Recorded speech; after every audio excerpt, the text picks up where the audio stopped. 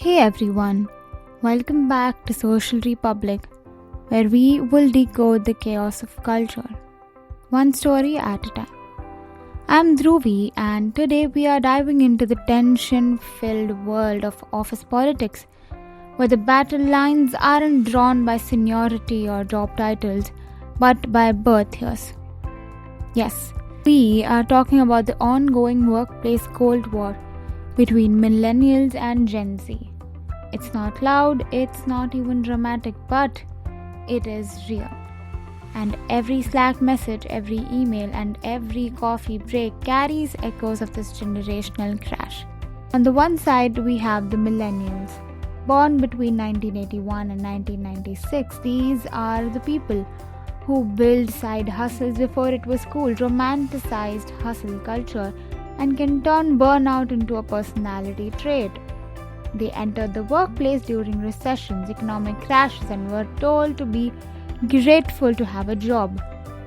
So they worked hardly, silently, constantly. The office was their second home, and the rise and grind mindset was a badge of honor. On the other side of the war, we have Gen Z. Born after 1997, they stepped into a workforce already broken. They watched their millennial seniors struggle with overwork, low pay, and toxic culture, so they showed up asking, why are we still doing this? They came with bold boundaries, therapy speak, and a total rejection of performance professionalism. To them, a 9-to-5 job with unpaid overtime and no purpose is not ambition. It's exploitation.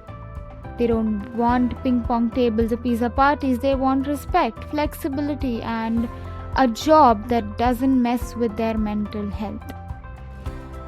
Now, here is where it gets messy. Millennials think Gen Z is entitled and lazy. Well, Gen Z thinks millennials are corporate slaves who mistake burnout for loyalty.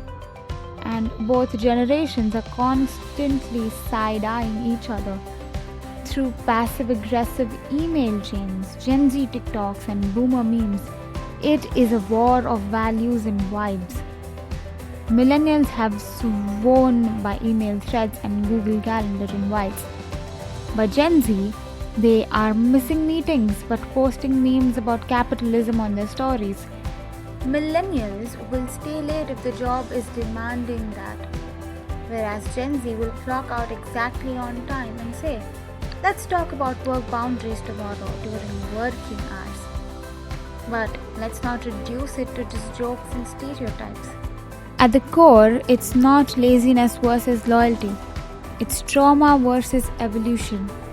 Millennials adapted to a broken system. Gen Z refuses to participate in it. One generation internalized the grind, the other is questioning its entire existence. And maybe that is what scares people. This tension also shows up in language.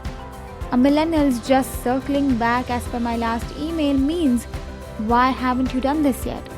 Gen Z's hey, no pressure if not often means, I'm very annoyed but pretending to be chill. The miscommunication isn't just verbal, it's completely cultural.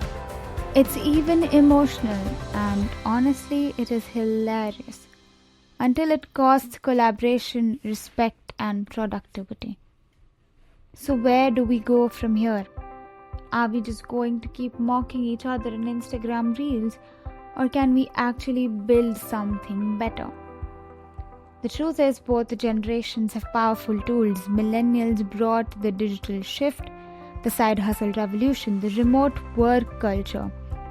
Gen Z is now pushing for the emotional shift, mental health, inclusivity, sustainability, and most importantly, questioning things millennials were too tired to challenge. Together, these generations could actually redefine work not as a place of suffering, but as a space of creativity, collaboration, and clarity. But only if they stop fighting each other and start learning from each other. Thanks for tuning in to Social Republic.